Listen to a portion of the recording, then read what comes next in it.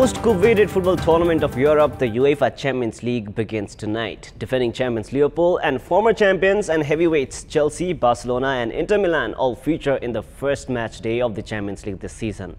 Good morning, I am Praram Vadahal. Let's begin with the main stories. Recommendation Committee for Office Bearers of the Truth and Reconciliation Commission and the Commission of Investigation on Enforced Disappeared Persons currently inactive, NHRC threatens to recall its member from the committee. Prime Minister KP Sharma Oli expresses dissatisfaction towards the work execution of the parliamentary committees. Speaker Mohara says parliamentary bodies should only act like a watchdog. Turkey's President Recep Tayyip Erdogan says up to 3 million Syrian refugees could return to their country to live in a safe zone in the north. And group stage matches of the UEFA Champions League begin tonight. Chelsea take on Valencia, while Lionel Messi is set to return for Barcelona against Borussia Dortmund. Efforts to airlift around 300 tourists and 25 Nepalese from Lukla have been delayed due to rainfall since early morning today.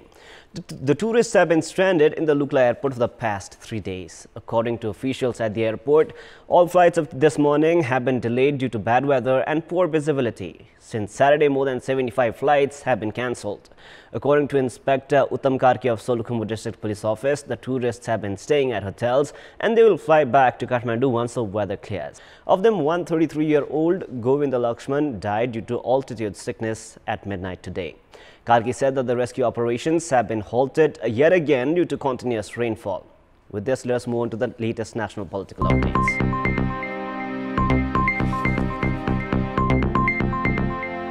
The committee formed to recommend the names of the office bearers for the Truth and Reconciliation Commission and the Commission of Investigation on Enforced Disappeared Persons is currently inactive. The leaders of the political parties are, however, holding discussions to determine the names of the office bearers. Meanwhile, the National Human Rights Commission, NHRC, has threatened to recall its members from the recommendation committee, discontent with the high-handedness of the political parties. The committee formed to recommend the names of the office bearers for the Truth and Reconciliation Commission and the Commission of Investigation on Enforced Disappeared Persons, which should have stayed neutral and carried out its tasks, has been influenced by political intervention and been made ineffective. Citing that the political parties have interfered in the works of the recommendation committee formed under the leadership of former Chief Justice Om Prakash Mishra, the National Human Rights Commission has warned of recalling its members from the committee. The National Human Rights Commission has concluded that if the committee is impacted by the political leaders' decision to recommend names of the office bearers for the two commissions, the possibility of appointing neutral candidates and justice delivery for the victims would end.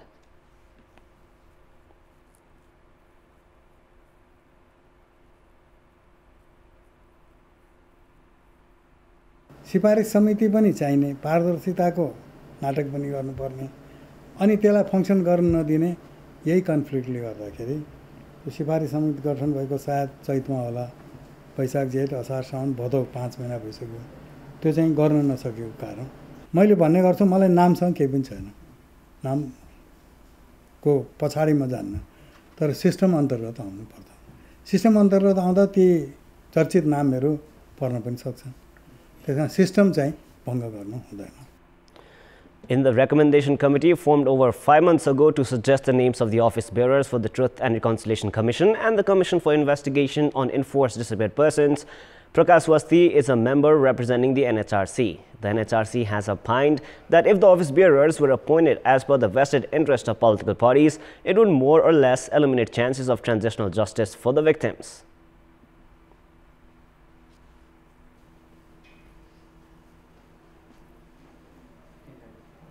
यदि सरकारले या political पार्टीहरुको दुईटा political पार्टीले मिलेर क ख ग छान्ने भन्ने निर्णय गरे त्यही निर्णय लाद्ने हो भने सिफारिस आएको त मतलबै भएन. त्यहाँ त्यस्तो सिचुएसन आयो भने मानव अधिकार आयोगबाट गएका प्रतिनिधि वापस हुन्छ पनि. If the mechanism and process of the armed insurgency era cases are not carried out in a neutral and transparent manner, it could deny justice to the victims. Likewise, if the 67,000 complaints filed at the two commissions are not taken care of through a reliable process, it could invite political disaster in the near future. Prime Minister KP Sharma Oli has expressed dissatisfaction towards the work execution of the parliamentary committees. Speaker Krishnabahadur Mahara quoted the Prime Minister as expressing his dissatisfaction towards the operating mechanism of the parliamentary bodies, pushing the government to what he said a tight corner. Speaker Mahara said that the Prime Minister had urged the parliamentary committees not to issue such directive, which comes under the direct confrontation with the government ruling. Speaker Mahara, however, did not clarify as to when the Premier had spoken to him regarding his grievances. Mahara said that the responsibility of the parliamentary bodies was that of a watchdog, but not of imposing their decisions on the government. The parliamentarians of the National Assembly have recommended 148 amendments in the Media Council Ordinance. This is the first time that the ordinance has received such a huge number of amendment proposals from lawmakers of both the opposition Nepali Congress and the ruling Nepal Communist Party. On the 25th of April, the Ministry of Communication and Information Technology had proposed to set up a semi-judicial media council to regulate journalists and slap a fine of up to 1 million rupees. Amid widespread criticism against the proposal, the ordinance was yet to be tabled in the Houses. The proposed bill was tabled on the National Assembly only after the ruling Nepal Communist Party expressed written commitment to amend it. Lawmakers Ram Narayan Bidari, Jivan Budha, Thagendra Prasad Puri, along others from the ruling party, have also proposed to amend the ordinance. संवैधानिक प्रावधान अनुरूप हैन मिडियालाई हामीले जति महत्त्व दिएका छौं हाम्रो संविधानले जुन महत्त्व दिएको छ हाम्रो मुख्य गाइडलाइन भनेको त्यही नै हुन्छ त्यस अन्तर्गत रहेका अब यो चाहिँ मलाई लाग्छ सबै धाराहरू छोएको छ मिडिया काउन्सिल विधेयकका अधिकांश धाराहरूलाई छोएर संशोधनहरू आएको छ यसको मतलब ती सबै विषयवस्तुहरुमा हामी छलफल गर्न सक्छौं र हामी छलफलको लागि ओपन छौं र भोलि मलाई लाग्छ यो चाहिँ सरकारवाला संघ संस्थाहरुसँग हामी छलफल गरेर मात्रै यो विधेयकको दफावार छलफलमा हामी जान्छौं. Some of the proposed amendments include removing the clause that allows the council to fine journalists, barring the ministry secretary to be appointed as the committee's coordinator, and increasing the qualification of the chairperson of the council. 14 lawmakers have also demanded the government to conduct license examination for practicing journalists. The committee has also decided to invite concerned stakeholders to discuss on the amendments. It is now time for a short break. We'll be right back. It is now time for the international news.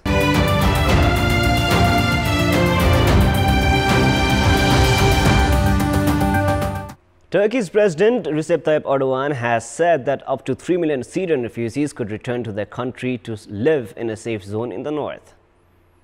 Recep Tayyip Erdogan said the zone, which is already being set up in cooperation with the United States, needed to be extended for the goal to be met. US-backed Kurdish fighters earlier moved back from a strip of Syrian territory along the Turkish border. Turkey regards the Kurdish forces as terrorists. Mr. Erdogan's comments came after talks in Ankara with presidents of Russia and Iran, Vladimir Putin and Hassan Rouhani. Earlier this month, Turkey warned it might reopen the route for Syrian refugees to enter Europe if it did not get more international support for the safe zone in northern Syria. Turkey is hosting more than 3.6 million Syrians who have fled the civil war that began in 2011.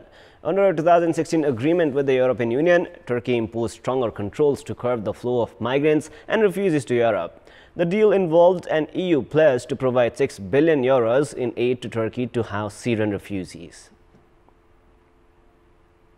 We've got more news coming up, but right now it's time for yet another short break. Welcome back. In our Public Voice segment, we had asked the locals in Arghakhachi district what should be done to improve the quality of education at community schools. Let us now take a look at what they had to say. Public Voice. स्थानीय निकायहरू पनि प्रत्येक ठाउँमा क्रियाशील छन् उनीहरुमा अलि जवाबदेहिता हुनु पर्यो जिम्मेवारी लिनु पर्यो परीक्षामुखी भन्दा पनि व्यावहारिकमुखी शिक्षालाई जोड दियो भने राम्रो हुन्छ र विद्यार्थी शिक्षक र अभिभावकको चाहिँ त्रिकोणात्मक सम्बन्धमा चाहिँ छलफल व्यापकता भयो भने केही न केही सुधारको पक्ष आउन सक्ने मेरो बुझाइ छ सरकारी विद्यालयमा पढाउने शिक्षकहरू स्वतन्त्र हुनुपर्दछ राजनीतिक क्रियाकलापबाट तटस्थ हुनुपर्दछ तब मात्र त्यहाँ पढाइ राम्रो हुन सक्दछ अभिभावकहरूले आफ्नो बच्चाबच्चीहरूको पूर्ण ख्याल राखी पढेको छ छैन लाने शेयर गर्नेबाट लिएर पहिला अभिभावकहरूले ध्यान दिनु पर्यो शिक्षकले एकदमै तयारी गरेर जानु पर्यो धेरै ठाउँमा इन्भल्भ हुने तयारी नै नगरेर जाने प्रवृत्ति चाहिँ हटाउनु पर्छ मेरो बच्चा रेगुलर स्कुलमा हाजिर भछ कि नै रेगुलर होमवर्क गरेछ कि नै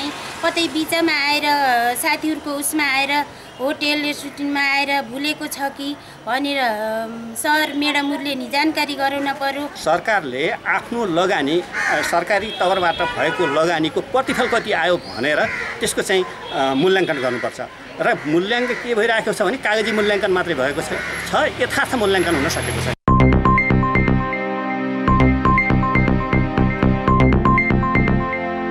It is now time for our segment Public Pulse, where you text us with your opinion. Public Pulse. Question is, what is the reason behind the failure to construct roads at the border region of Kerala? Your options are A, lack of political initiative, B, slow bureaucratic pace, and C, lack of budget. The voting is on. You can type NEWS, select your option A, B or C, and then send it to 34001 to share your opinion with us. Time now for the special segment Sports Buzz.